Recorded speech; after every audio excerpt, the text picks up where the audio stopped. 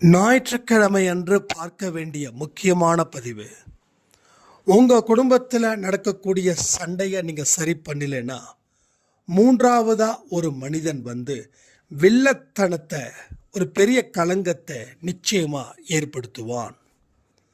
மனசு ஏன் சரியில்லாமல் இருக்கு தெரியுமா? கர்ம வினையின் அடிப்படையில் இங்கே சிலருக்கு மனசில் புரியாத கவலைகள், புரியாத துன்பங்கள் எல்லாமே இருக்கும். அது வந்துடுச்சுன்னா அதை இதன் மூலமாகத்தான் நாம் வெளியேற்ற முடியும்.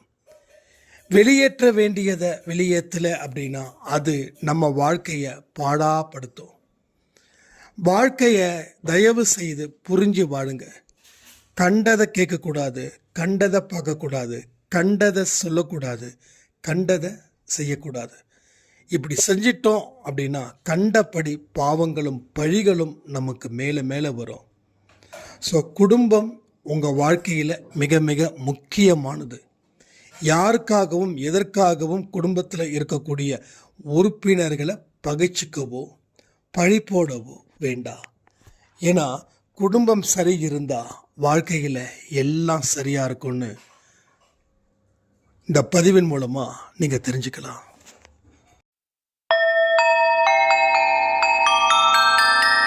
ஓம் சாயிரா சாயிரா, ஓம் சாயிரா சாயிரா, ஓம் சாயிரா சாயிரா, அன்பே சாயிரா, பேரன்பே சாயிரா, அகிலம் தளிக்க ஆத்மா விழிக்க அனுதினம் சாயிரா, எங்கள் அன்பே சாயிரா.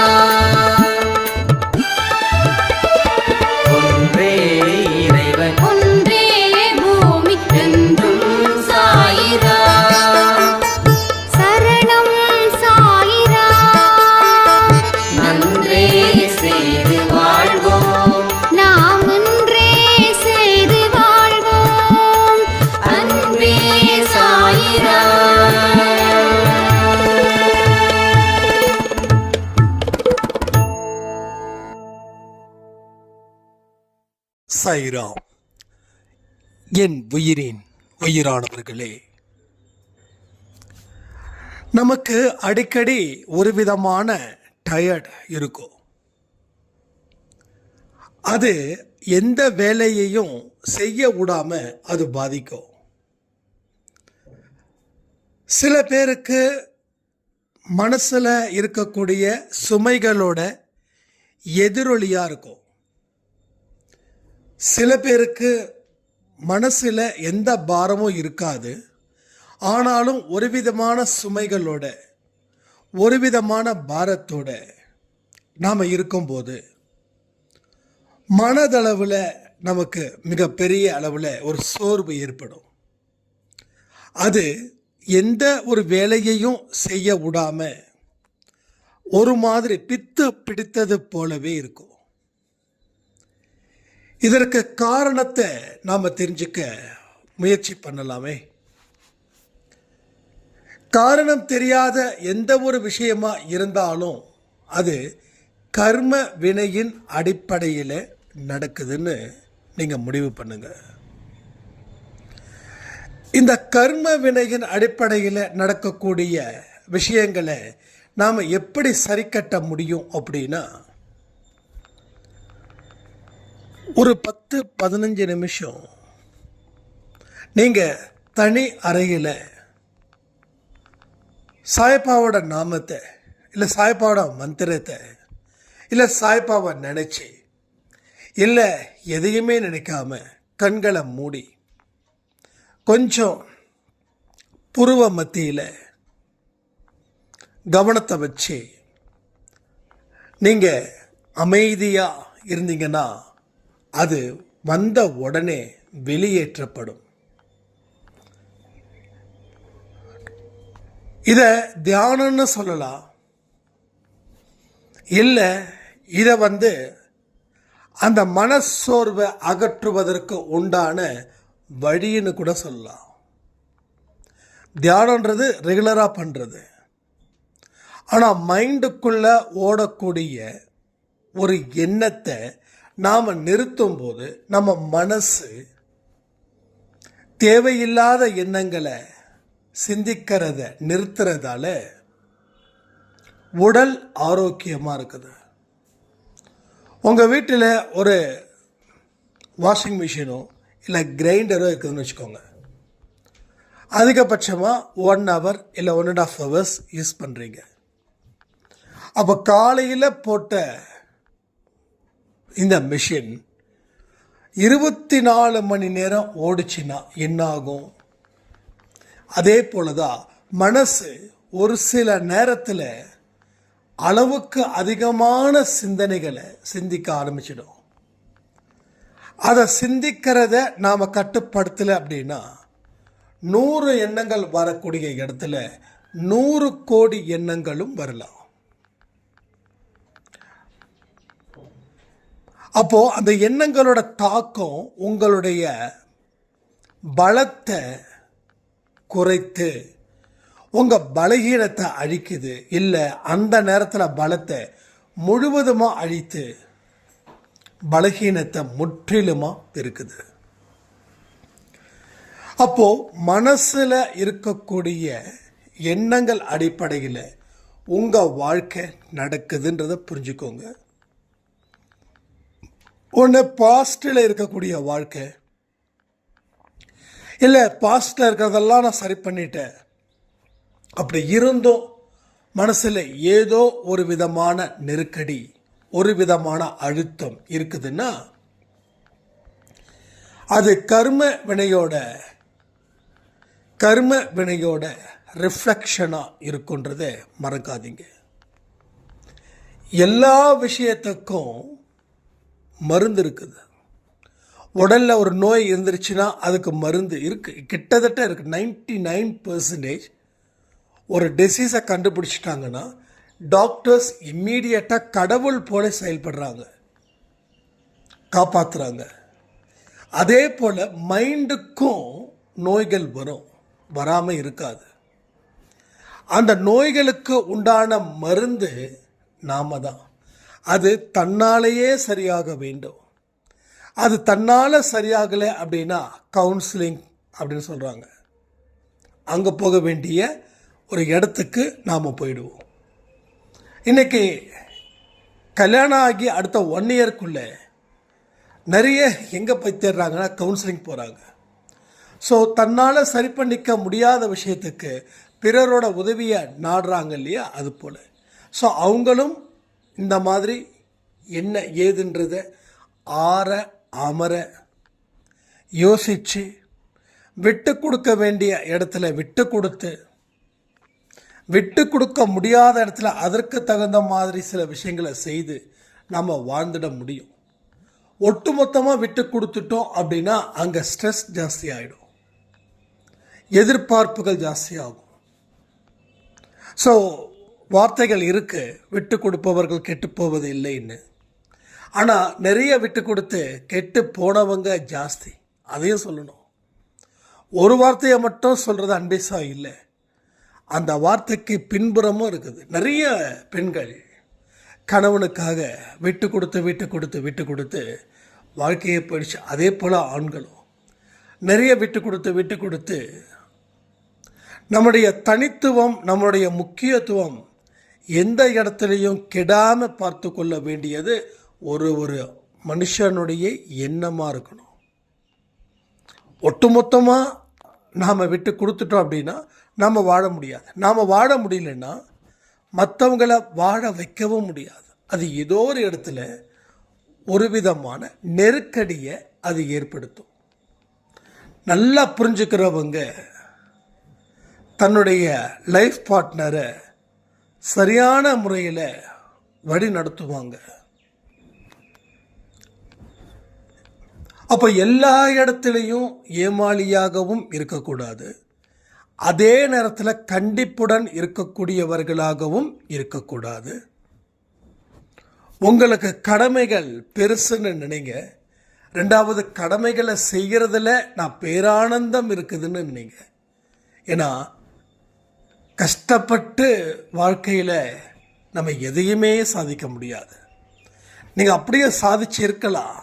ஆனால் கஷ்டத்தை தாண்டி இந்த கஷ்டமே எனக்கு சந்தோஷமாக இருக்குது, ஒரு இஷ்டப்பட்டு தான் அந்த வேலையை செய்கிறேன்னு நினைக்கும்போது அவங்க எந்த அளவில் சாதிச்சாங்களோ அதை விட 1000 மடங்கு அவர்கள் சாதிப்பார்கள். இதை எழுதி வச்சுக்கோங்க.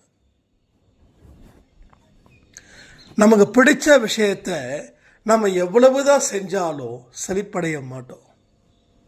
பிடிக்காத விஷயத்தை அந்த வேலை செஞ்சு முடிக்கிறதுக்குள்ள செழிப்படைவோம்.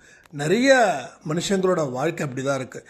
ஒரு வேலைக்கு போகிறாங்க, சம்பாதிக்கிறாங்க, சம்பளம் எவ்வளவா இருந்தாலும் அந்த வேலை செய்கிறதுல மன நிறைவை அடைகிறதே இல்லை. மனநிறைவு அடையாத எந்த ஒரு விஷயமும் உங்கள் வாழ்க்கையில் பெயரளவுக்கு தான் இருக்குமே தவிர அது உங்கள் வாழ்க்கையோட உயிராக மாறாது. அப்போ ஆர்வத்துடன் செய்வதற்கு எந்தெந்த வழிமுறைகள் இருக்கோ அதையும் செய்யுங்க. இதையெல்லாம் நம்ம தனிப்பட்ட முறையில் யோசிக்கும் போது தான் நமக்கு என்ன பிடிச்சிருக்குது, எதை செஞ்சால் அது நமக்கு திருப்தியை ஏற்படுத்துது அப்படின்ற ஒரு விஷயமும் நமக்கு வரும். புரியுதுங்களா? அப்போது எதெல்லாம் மைண்டில் டயர்டாகுதுன்னா, இவ்வளவு நாள் வந்துட்டோம், இவ்வளவு நாள் வாழ்ந்துட்டோம், ஆனாலும் இங்கே என்ன சாதித்தோம் அப்படின்னு நினைக்கும்போது டயர்ட்னஸ் வரும். அப்போது கடவுள் என்ன சொல்கிறாருன்னா, நீ எதையுமே இன்னும் சாதிக்கலை, அதற்கு தான் ஒரு ஹிண்ட்டை கொடுக்குறார். சில பேர் இனி அப்படி இருக்கக்கூடாதுன்னு நினச்சி வாழ்க்கையை நெருப்பாக்கிக்கிறவங்களும் இருக்காங்க. இன்னும் சில பேர் என்ன பண்ணுறாங்கன்னா, அவ்வளவுதான் கடவுள் நமக்கு கொடுத்ததுன்னு சொல்லி அதை கிடப்பில் போட்டுடுறாங்க. கிடப்பில் போட்டவங்க ஜாஸ்தி, ஆனால் அதை ஒரு ஃபயராக நினச்சி வாழ்கிறவங்க கம்மி. அவர்களே கண்களுக்கு முன்னாடி சாதனையாளர்களாக மாறுகிறார்கள். நீங்கள் இன்னைக்கு கேட்குற ஒரு விஷயமும், அதாவது அன்பை சாயில சொல்லக்கூடியதாக இருக்கலாம், இல்லை பிறர் சொல்லக்கூடிய நற்செய்தியாக இருக்கலாம், இல்லை நீங்கள் படிக்கிற பகவத்கீதை, பைபிள், குரான், இன்னும் நிறைய திருக்குறள், இது எல்லாமே அது வரக்கூடிய ஜென்மத்தில் உங்களுக்கு மிகப்பெரிய நன்மை பயக்கும் விஷயமாக அது மாறும். ஏன்னா இதை என்ன வச்சே நான் நிறைய இடத்துல சொல்லியிருக்கேன். நான் எதையும் பெருசாக படிக்கிறது இல்லை, என் மனசில் இருக்கக்கூடிய எண்ணங்களை தான் நான் வெளிப்படுத்துகிறேன். அதுக்காக படிக்கிறதே இல்லையான்னு சொல்லிட முடியாது. இப்போது இந்த மாதிரி ஸ்பீச் கொடுக்குறவங்க என்ன பண்ணுவாங்கன்னு நான் கேள்விப்பட்டிருக்கேன். ஏதாவது ஒன்று படித்து அதற்கு ப்ரிப்பேர் ஆகி அதுக்கு நோட்ஸ் எடுத்து அதை சொல்கிறாங்க அப்படின்னு நான் கேள்விப்பட்டிருக்கேன். பெரிய பெரிய பேச்சாளர்கள்லாம் பார்த்திங்கன்னா என்ன பேச போகிறோம் அப்படின்றத அவங்க தயார் நிலையில் இருப்பாங்க. ஆனால் நான் என்ன பேசுகிறேன், உள்ளுக்குள்ளே இருந்து நான் பேசுகிறேன். அப்போ உள்ளுக்குள்ளே இருந்து எப்படி பேச முடியும்? உள்ளே இருந்தால் தானே பேச முடியும். உள்ளே இல்லாமல் எப்படி பேச முடியும்? அப்போ உள்ளே இருக்குது. அப்போ இந்த ஜென்மத்தில் நான் படிக்கலைன்னு எனக்கு தெரியும். அப்போது இதுக்கு முன்னாடி ஜென்மத்தில் படிச்சிருப்பேன், அது உள்ளே இருக்குது, அது வெளிப்படுத்தக்கூடிய இடமா இருக்குது. இதை என்னுடைய பெருமைக்காக சத்தியமாக சொல்லலை, உங்களுக்கு புரிதலுக்காக நான் சொல்ல முயற்சி பண்ணேன், அவ்வளோதான். அப்போது நீங்கள் இன்றைக்கி 60 ஆயிடுச்சு, 70 ஆயிடுச்சு, இனிமேல் நான் என்ன பண்ண போகிறேன், மோட்டிவேஷன் கேட்டு நான் என்ன லாபம் அப்படின்னு உங்களை நிறைய பேர் கேட்கலாம், எக்கச்சக்கமான பேர் கேட்கலாம். ஏன்னா அப்படி தான் கேள்வி கிண்டல் பண்ணுவாங்க. நம்ம 60 ஆயிடுச்சு, நீ மோட்டிவேஷன் கேட்டு என்ன பண்ண போகிற, ஹரே ராமா ஹரே கிருஷ்ணா உட்காருவியா, கடவுளோட பேரை சொல்லுவியா, இல்லை ராம சொல்லுவியா அப்படின்னு பேசுகிறவங்களும் இருக்காங்க. ஹரே ராமா ஹரே கிருஷ்ணா சொல்லக்கூடாதுன்னு சொல்லலை, ராமான்னு சொல்லக்கூடாதுன்னு சொல்லலை. ஆனால் மோட்டிவேஷனல் ஏன் கேட்கக்கூடாது, இதுதான் என்னோடய கேள்வி. அப்போது அவங்களுக்கு ஆன்மா பற்றி ஒரு சில விஷயங்கள் புரியல. ஆன்மா ஒரு ஜஸ்ட் ஸ்டோரேஜ். எப்படி மொபைலில் நம்ம எடுக்கக்கூடிய ஃபோட்டோஸ் எல்லாம் ஒரு இடத்துல எப்படி சேவ் ஆகுதுன்னா, அதற்குரிய இடம் அந்த ஃபோனில் இருக்கிறதால, ஒருவேளை ஸ்டோரேஜே இல்லாமல் ஒரு சில ஃபோன்ஸ் ஸ்டார்டிங்கில் இருந்தது, அதுலலாம் ஏன் இல்லை? ஏன்னா ஃபோட்டோ எடுக்கிறதுக்கு அங்கே போய் சேவ் பண்ணுறதுக்கு உண்டான ஒரு இடம் இல்லை. அதுக்கப்புறம் அந்த ஃபோன்ஸில் மெமரி கார்டு போட்டால் தான் ஃபோட்டோஸ் எடுக்க முடியும், ஃபோட்டோஸ் இது பண்ண முடியும். நாங்கள் அப்போ மெமரி கார்டு ஸ்டோரேஜாக போச்சு. அதுக்கப்புறம் வர ஃபோன்ஸில் மெமரி கார்டே இல்லை, ஃபோட்டோ எடுத்தோம் அப்படின்னா அது ஃபோனில் ஸ்டோரேஜ் ஆகும். அப்போது அந்த இடத்துல ஒரு இடம் இருக்குது இல்லையா? அதே போல் நாம் கேட்டவைகள், பார்த்தவைகள், இந்த ரெண்டுமே எங்கே போய் ஸ்டோரேஜ் ஆகுது? ஆன்மான்ற ஒரு இடத்துல ஸ்டோரேஜ் ஆகுது. அந்த ஆன்மா மீண்டும் மீண்டும் பிறப்பெடுக்குது. பிறப்பெடுத்து அதில் இருந்து வெளிப்படுத்தக்கூடிய விஷயங்கள் தான் நான் பேசுகிறதும் கேட்குறதும். ஸோ இதுதான். அப்போது உங்கள் வாழ்க்கையில் இறுதி நாட்கள் வரைக்கும் நல்ல செய்திகளை கேட்க தவறாதீங்க, படிக்க தவறாதீங்க. இந்த ரெண்டுமே உங்கள் வாழ்க்கைக்கு மிக மிக முக்கியம். கேட்டதும் படிப்பதும் உங்கள் வாழ்க்கையில் உங்கள் மாற்றத்தை ஏற்படுத்துவதற்கு உண்டான அறிகுறி. இதை 10 பேர் இல்லை 100 பேர் இல்லை 1,00,000 பேர் உங்களை பார்த்து சிரித்தாலும் நீங்கள் மனசுக்குள்ளே ஒரு விஷயத்தை முடிவு பண்ணுங்கள். யார் சிரித்தாலும், யார் என்னை கேலி செய்தாலும் நான் நானாக இருப்பேன் அப்படின்னு அவங்களுக்கு பதில் சொல்ல வேண்டிய அவசியம் இல்லை. எனக்கு பிடிக்குது, நான் செய்கிறேன், அவ்வளோதான். வார்த்தைகளை கம்மி பண்ணுங்கள், விவாதத்தை வளர்க்காதீங்க. விவாதத்தை வளர்க்குறது பகையை வளர்க்குறதுக்கு சமம். கணவன் மனைவிக்குன்னு தான் சொல்கிறேன். எந்த இடத்துலையும் விவாதத்தை வளர்க்காதீங்க. உங்கள் மனைவி என்ன சொல்கிறாங்களோ அதை அந்த நேரத்தில் கேட்டுட்டு மீண்டும் உங்கள் மனைவி கிட்ட இது சரி இது தப்புன்னு புரிய வைங்க. அதே போல் தான் சொல்கிறேன் கணவனுக்கும், அதே போல் மனைவிக்கும். ஸோ இந்த இடத்துல குடும்பம் ஏன் ஞாயிற்றுக்கிழமை இந்த விஷயத்தை கொடுக்குறேன் அப்படின்னா, கணவன் மனைவி இருப்பீங்க, உங்கள் கணவர் ஏதாவது ஹார்ஸாக பேசுவார், இம்மீடியட்டாக ரெஸ்பான்ஸ் பண்ண வேண்டாம், கொஞ்சம் நேரம் கழித்து ரெஸ்பான்ஸ் பண்ணுங்கள். ஸோ இம்மீடியட்டாக ரெஸ்பான்ஸ் பண்ணும்போது நாம் நம்ம மதிப்பை இழக்கிறோம். ஸோ லேட்டாக ரெஸ்பான்ஸ் பண்ணும்போது நாம் புரிய வைக்கிறதால மதிப்பை பெறுகிறோம். மதிப்பை இழக்கணுமா மதிப்பை பெறணுமான்றதை நீங்கள் முடிவு பண்ணுங்கள். ஸோ உங்கள் மாமியார், உங்களோட மருமகள் எல்லாருக்கும் உண்டு தான். So relationship is very very important. Family கரெக்டாக இருந்தால் எல்லாமே சரியாக இருக்கும். ஃபேமிலிஸில் இஷ்யூஸ் இருந்துச்சு அப்படின்னா அது வெளியில் இருக்கக்கூடிய எல்லா விஷயத்தையும் அது பாதிக்கும். அதனால தான் தெளிவாக சொல்கிறேன், ஃபேமிலிக்குள்ளே எந்த ப்ராப்ளமாக இருந்தாலும் அதை பேசி முடிவு பண்ணுங்கள். அண்ணன் தம்பி பிரச்சனையா, அக்கா தங்கச்சி பிரச்சனையா, மாமியார் மருமக பிரச்சனையா, புருஷன் பொண்டாட்டி பிரச்சனையா, அப்பாவுக்கும் மகனுக்கும் பிரச்சனையா, யாராவது ஒருத்தவங்களாவது கொஞ்சம் மெச்சோர்டாக இருந்தால் தான் குடும்பத்தை நடத்த முடியும். நீ என்ன பெரியவனா, நான் என்ன பெரியவனா, உனக்கு தெரியாததா எனக்கு தெரியாததான்னு நீங்கள் கங்கனை கட்டிட்டு தெரிஞ்சிங்கன்னா பக்கத்து வீட்டுக்காரனோ உங்களோட எதிரிக்கோ கொண்டாட்டமாயிடும், அவன் ஜெயிச்சிருவான். ஸோ குடும்பத்தில் யார் 3வது மனுஷங்களை நாட்டாமத்தனம் பண்ணாங்க தெரியுமா? குடும்பத்தில் அந்த பிரச்சனையை அவர்களால் சமாளிக்க முடியாதப்போ வெளியில் இருந்து பலர் வந்து நாட்டாமத்தனம் பண்ணுறாங்க. 2வது, அவங்க ஊர் ஃபுல்லாக சொல்லி வைப்பாங்க, உங்களுக்கு ஆதரவாக பேசிட்டு உங்களுக்கு எதிராகவே பேசுவாங்க. அப்போ ஒரு இடத்துலையும் நம்மளுடைய குடும்ப மானம் கப்பல் இருந்து சொல்கிறது போல் இங்கே நடக்குது. 4 செவத்துக்குள்ளே இருக்கக்கூடிய பிரச்சனையை குடும்பம் ஒற்றுமையாக இருந்தால் அதை நம்ம சரி பண்ணிக்கலாம். அதை கொண்டு போயிட்டு வெளியில் தயவு செய்து உங்களுடைய மதிப்பை இழக்கும்படி செய்து விடாதீர்கள். ஏன்னா வெளியில் இருக்கிறவங்க இது ஒரு பெரிய ஒரு டைம் பாஸ். சீரியலை பார்க்குறத நிறுத்திட்டு உங்கள் குடும்பத்தில் நடக்கக்கூடிய சண்டைகளை கூர்ந்து கவனிப்பாங்க. உங்ககிட்ட நியாயமாக இருக்கிற மாதிரி நடந்துப்பாங்க, ஆனால் உங்களுக்கு எதிராக அநியாயம் செய்வாங்க. புரியுதா?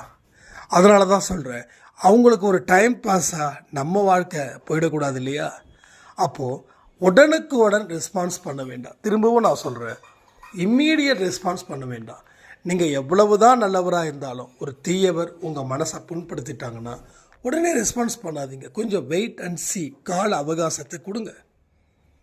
அப்போ அவங்களே வந்து நான் இவ்வளோ தூரம் பண்ணனேன், கஷ்டப்பட்டியான்னு கேட்பாங்க. பரவாயில்லைங்கன்னு சொல்லுங்கள். அப்போ உங்கள் மதிப்பு உயரும். ஓகே.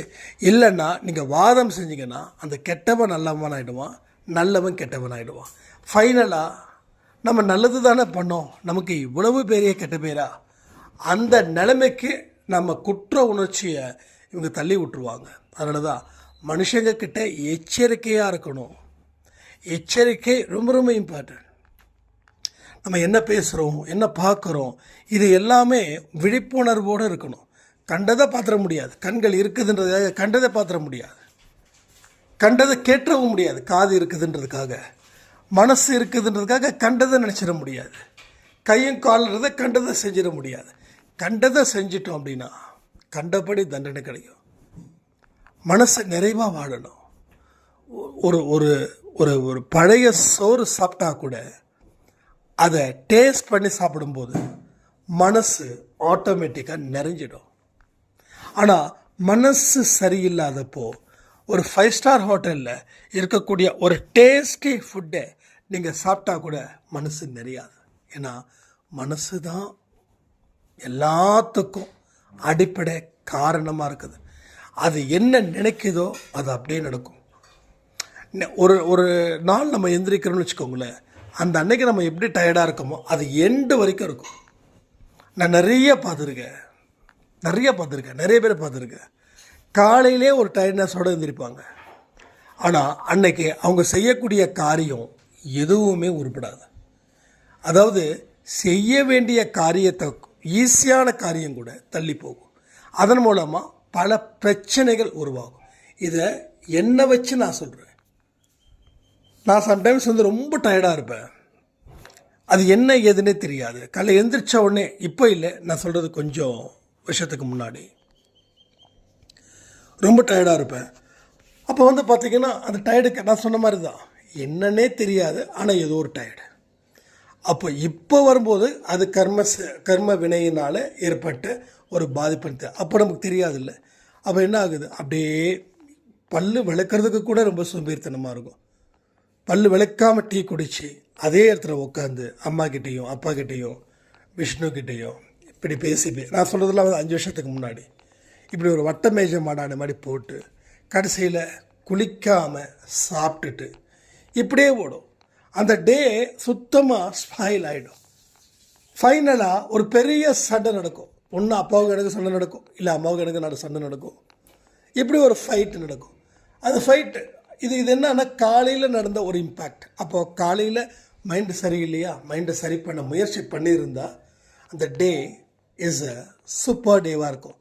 அந்த டே ரொம்ப மோசமான டே ஆனதுக்கு காரணம் அந்த காலையில் எழுந்திரிச்ச அந்த 1 hour.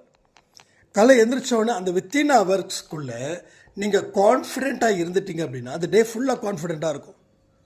பட் நீங்கள் டயர்டாக இருந்துட்டிங்கன்னா அந்த டே ஃபுல்லாக இட்ஸ் அ ஒர்ஸ்ட் டேவாக போயிடும். எதிர்பார்த்தது நிறைவேறாது, ஈஸியான வேலை கூட நடக்காது, எல்லாமே டிலே. ஸோ மனசோட ரிஃப்ளெக்ட் எப்படி இருக்குதுன்னு பாருங்கள்.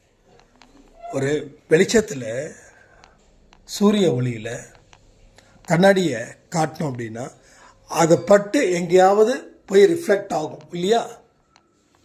நம்ம சின்ன வயசில் விளையாண்டுருப்போம். கண்ணாடி எடுத்து நம்ம ஃப்ரெண்டு இருந்தானா அவன் அந்த கண்ணாடியோட ஒளி அவன் மேலே படுற மாதிரி இது பண்ணியிருப்போம். ஸோ அதே போல் தான் இங்கே மனசில் ஒரு எந்த விஷயம் வருதோ அதுதான் அந்த டே ரிஃப்ளெக்ட் ஆகும். அப்போது ஒரு சண்டேவும் இஸ் அ ஃபேமிலி டே. அந்த ஃபேமிலி டேயில் ஃபேமிலி கூட நீங்கள் என்ஜாய் பண்ணணும். ஃபேமிலியை விட்டு கொடுக்கக்கூடாது. ஆனால் ஃபேமிலியை விட்டு கொடுத்து நம்ம 3வது மனுஷங்கிட்ட சொல்ல ஆரம்பிச்சிட்டோன்னா அந்த 3வது மனுஷன் நம்ம குடும்பத்துக்கே வில்லனா மாறிடுவான். இதையெல்லாம் புரிஞ்சுக்கோங்க, புரிஞ்சு நடங்க, வாழ்க்கையை குடும்பத்தோட கொண்டாடுவோன்னு சொல்லி இந்த பதிவை நான் முடிக்கிறேன். ஜெய் சாய்ராம்.